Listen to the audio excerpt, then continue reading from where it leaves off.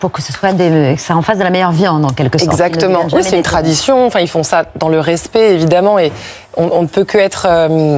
Enfin, voilà, on est là et on est censé. Laurie Tillman point un échange de regards, un sourire trop sincère, une vérité dite sans détour, et l'univers du célèbre animateur commença à se fissurer lentement, imperceptiblement, comme si la lumière trop vive de Laurie révélait les zones d'ombre qu'il tentait de cacher depuis des années. Car Laurie Tillman n'est pas seulement une ancienne Miss, une présentatrice brillante, une femme d'affaires audacieuse. Elle est dans cette histoire un phénomène, une énergie qui déracine, un ouragan d'élégance et de franchise, capable d'élever ou de renverser quiconque croise son chemin. Et Frédéric, fasciné par la puissance tranquille qu'elle dégageait, s'approcha d'elle comme on s'approche d'une étoile, avec admiration, mais aussi avec un risque imminent de brûlure. Les semaines ont passé, les collaborations se sont enchaînées, et Frédéric, peu à peu, sentit que sa vie privée n'était plus qu'une équation instable. Laurie ne lui avait rien pris, au contraire, elle lui avait tout montré. Tout mis en lumière. Ses hésitations, ses mensonges, ses peurs enfouies. Elle l'obligeait, par sa simple présence, à être meilleur. Mais pour un homme habitué à diriger, à contrôler, à orchestrer l'ombre et la lumière, cette vérité fut un choc. Un électrochoc qui, dans sa tête, prit la forme étrange d'une destruction. Ce fut alors que l'idée germa, d'abord fragile, presque folle, et s'il se vengeait? Non pas une vengeance violente, sordide, ou mesquine. Non. Une vengeance brillante, millimétrée, digne d'un maître de l'audiovisuel. Une vengeance, à sa hauteur. Une vengeance qui, ironiquement, deviendrait un hommage involontaire à celle qu'il prétendait combattre. Frédéric commença par analyser ce qui faisait la force de Laurie. Son charisme solaire? Sa capacité à captiver n'importe quel public? Sa maîtrise de soi? Sa carrière, bâtie non pas sur le bruit, mais sur la constance, la discipline, une éthique irréprochable? Plus il l'étudiait, plus il réalisait qu'il n'y avait rien à détruire. On ne détruit pas une montagne. On ne fait que tourner autour, impressionné, parfois jaloux, souvent ébloui. Alors il transforma son haut plan en une stratégie d'une finesse redoutable, déplacer l'attention, détourner le regard du public, créer une narration où il deviendrait la victime d'une femme trop parfaite, trop forte, trop lumineuse. Le public adore les paradoxes. Le public aime les chocs. Et Frédéric, expert absolu des émotions humaines, savait qu'il tenait là une matière brûlante. Ainsi naquirent les rumeurs. Des récits dramatisés. Des confidences en demi-teinte. Des phrases habilement distillées dans des interviews où il se présentait comme l'homme blessé par une carrière trop éblouissante pour lui. Mais ce qu'il n'avait pas prévu, c'est que plus il parlait, plus les gens s'intéressaient à elle. À sa force tranquille. À sa posture irréprochable. À ce calme souverain qui faisait paraître chaque vague de polémique insignifiante à côté de son aura. La vengeance qu'il croyait construire devenait un podium supplémentaire pour elle. Les journalistes commencèrent à se pencher sur le phénomène Tillman. On exhuma ses réussites, ses combats, son engagement écologique, son parcours exemplaire. Loin de la fragiliser, les récits grotesquement dramatisés de Frédéric la couronnèrent encore plus. Une femme qui, malgré les accusations informelles, ne répondait jamais par la colère. Une femme qui transformait la tempête en vent portant. Une femme qui, au lieu de s'effondrer, s'élevait encore davantage. Et Frédéric, spectateur malgré lui de ce qu'il avait déclenché, sentit alors une vérité brutale, la vengeance qu'il croyait maîtriser venait de se retourner contre lui. Mais quelque chose d'inattendu se produisit. À mesure qu'il la voyait gagner en admiration publique, il comprit que sa chute personnelle n'était peut-être qu'une renaissance qu'il devait à Laurie. Car si quelqu'un avait détruit sa vie, c'était peut-être, pour mieux révéler la partie qu'il refusait de voir depuis trop longtemps. Laurie, elle, continuait de briller, sans jamais attaquer, sans jamais se justifier, comme une reine dont la simple présence impose le respect. Elle n'avait rien fait pour la battre, tout ce qu'elle avait accompli, c'était d'être elle-même. Une femme rare. Une femme qui inspire. Une femme qui, même dans un récit de vengeance, finit paradoxalement, ennoblie. Et tandis que l'histoire prenait une ampleur inimaginable, un nouveau chapitre commençait à s'écrire, un chapitre où le public, suspendu à chaque révélation, se demandait jusqu'où Frédéric irait, et surtout, jusqu'où Laurie monterait, porté par cette vague inattendue. Et puis, un matin qui ressemblait aux autres mais qui n'avait rien d'ordinaire, Frédéric reçut un message anonyme. Quelques mots seulement, mais suffisamment précis pour le désarçonner. Tu n'as encore rien vu. Elle sait. Il resta immobile, le téléphone serré dans sa main moite, le cœur battant plus vite que lors d'un direct en prime time. Elle sait? Quoi? Comment? Et surtout, pourquoi ce ton qui n'avait rien de menaçant, mais tout d'inquiétant? Depuis des semaines, la machine médiatique tournait à plein régime. On dissertait sur la guerre froide entre Frédéric Lopez et Laurie Tillman, une guerre qu'en réalité elle ne menait pas. Elle n'avait jamais répondu, jamais riposté, jamais même laissé filtrer la moindre émotion perceptible. Cette maîtrise absolue, glacée mais admirable, fascinait le public. On parlait d'elle comme d'une figure presque mythique, la femme qui triomphe sans combattre, qui règne sans écraser, qui s'élève sans abaisser personne. Et cette aura, paradoxalement, mettait Frédéric face à une vérité inconfortable, plus il s'agitait, plus son agitation devenait visible. Plus il cherchait à manipuler le récit, plus le récit lui échappait. Il avait voulu scénariser un drame. Il avait créé une légende. Ce jour-là, une invitation inattendue arriva dans sa boîte mail. Laurie Tillman vous convie à un échange privé. Sans caméra. Sans journaliste. Sans témoin. Un frisson lui parcourut l'échine. Était-ce enfin le moment où elle allait répliquer? Allait-elle révéler ce qu'elle savait de ses manœuvres? Allait-elle l'achever, calmement, devant un simple café, sans aucun spectateur, avec cette élégance désarmante qui n'appartenait qu'à elle? Il accepta. La rencontre eut lieu dans un endroit improbable, un petit studio de danse, lumineux, silencieux, presque vide. Laurie y apparaissait comme une silhouette sculptée dans la lumière, sans artifice, sans maquillage, sans cadre médiatique pour la magnifier. Et pourtant Frédéric en fut profondément troublé, c'est laquelle brillait le plus. Elle s'avança vers lui, sourit, ce sourire qui n'accusait jamais mais qui dévoilait tout. Frédéric, pourquoi? Cette question, posée avec une douceur désarmante, eut l'effet d'une gifle silencieuse. Aucun reproche. Aucune colère. Juste une curiosité sincère. Elle voulait comprendre. Comprendre ce qui avait conduit un homme aussi talentueux, reconnu, respecté, à sombrer dans une vengeance absurde, tournée contre une personne qui n'avait jamais rien fait pour le blesser. Il tenta une justification, maladroite, hésitante. Il parla de la pression, du vertige du succès, du sentiment d'être éclipsé. Mais Laurie l'arrêta d'un geste tendre, presque fraternel. Tu sais ce que les gens retiennent de tout ça? Il secoua la tête. Ils retiennent que tu m'as mise en lumière, beaucoup plus que je ne l'ai jamais demandé. Elle fit quelques pas, comme pour danser à travers les mots. On ne détruit pas une vie, Frédéric. On révèle une faiblesse. Tu n'as pas détruit la mienne. Tu as exposé la tienne. Et tu n'as plus besoin de te cacher. Cette phrase le transperça. Non pas parce qu'elle le jugeait, mais parce qu'elle disait vrai. Elle voyait plus loin que les rumeurs, les polémiques, les stratégies. Elle voyait l'homme. Et c'était précisément ce regard-là qui le terrifiait et le libérait. Mais l'entretien ne s'arrêta pas là. Car Laurie, magnanime, surprit même les murs du studio en prononçant ce qu'aucun journaliste n'aurait jamais imaginé. Tu crois que je suis ton adversaire, mais je ne l'ai jamais été. La vraie question, Frédéric, c'est qui a intérêt à ce que nous le devenions? Il fronça les sourcils. Son sang se figea. Elle avait prononcé exactement les mots qu'il craignait d'entendre.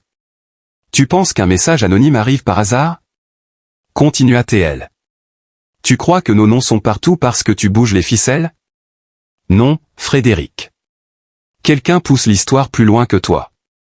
Quelqu'un veut que tu t'épuises et que moi, je m'élève. Un silence. Lourd. Électrique. Pourquoi? Réussit-il à murmurer. Et c'est là que Laurie, majestueuse jusque dans le mystère, se contenta d'un sourire énigmatique. Je pensais que c'était toi qui allais me le dire. Des pas résonnèrent soudain dans le couloir. Des voix. Des ombres passant sous la porte. Frédéric se retourna brusquement. Mais Laurie, elle, resta parfaitement immobile, comme si elle savait déjà ce qui allait suivre. Et à cet instant précis, une certitude s'imposa. La véritable histoire ne faisait que commencer. Les ombres derrière la porte s'arrêtèrent net, comme figées par une force invisible. Le silence devint si pesant que Frédéric aurait juré entendre chaque battement de son propre cœur. Il échangea un regard rapide avec Laurie, mais elle, sereine, semblait presque attendre ce moment, comme si elle savait depuis longtemps qu'une pièce manquait au puzzle. La poignée tourna lentement. Une tête passa la porte. Puis une deuxième. Puis une troisième. 3 personnes entrèrent, habillées de manière neutre, presque banale, mais leur attitude dégageait une assurance étrange, une précision dans les gestes, une coordination qui trahissait un objectif commun. Pas des journalistes. Pas des fans. Pas des curieux. Quelque chose de plus orchestral. Le premier, un homme au regard calme mais tranchant, s'avança. Monsieur Lopez. Mademoiselle Tillman. Nous ne pensions pas vous trouver ensemble aussitôt. Frédéric sentit un nœud dans sa gorge. Vous êtes qui? Souffla-t-il. L'homme esquissa un sourire discret, presque professionnel. Des observateurs. Laurie haussa légèrement un sourcil, amusée mais vigilante. Observateur de quoi, exactement? L'homme répondit avec une clarté presque dérangeante. De votre histoire. De son évolution. De son potentiel. Ce mot résonna étrangement dans la pièce, comme une clé glissée dans une serrure restée trop longtemps fermée. Frédéric déglutit difficilement. Vous êtes derrière les messages anonymes? Derrière cette mise en scène médiatique? Les 3 individus échangèrent un regard complice, sans jamais perdre leur calme glacial. Disons que nous accompagnons ce qui devait se produire. Nous ne créons rien, monsieur Lopez. Nous révélons ce que les gens refusent souvent de voir. Il y eut un bref silence. Et qu'est-ce que je refuse de voir? Demanda Frédéric d'une voix presque cassée. L'homme ne répondit pas tout de suite. Il tourna la tête vers Laurie, comme si la réponse se trouvait dans la lumière qui émanait d'elle. Que vous n'êtes pas en train de vous battre contre elle, mais contre vous-même. Frédéric sentit sa poitrine se serrer. Il allait répliquer, mais Laurie posa une main douce sur son avant-bras, un geste simple, mais qui fit taire toutes ses protestations. « Pourquoi êtes-vous là » demanda-t-elle, d'un ton parfaitement posé, presque royal. Cette fois, ce fut la femme du groupe qui prit la parole. Elle sortit une tablette, ouvrit une page, et tourna l'écran vers eux. Sur l'écran. Des courbes. Des graphiques. Des analyses détaillées du comportement du public. Des images de leurs émissions, interviews, silences, gestes, compilés, disséqués, interprétés. Votre duo crée un phénomène inédit, expliqua-t-elle. Une tension émotionnelle, un récit involontaire, un magnétisme qui attire et fascine. Plus vous vous éloignez l'un de l'autre, plus le public vous rapproche. Plus vous tentez de vous opposer, plus vous générez une fascination collective. Elle marqua une pause.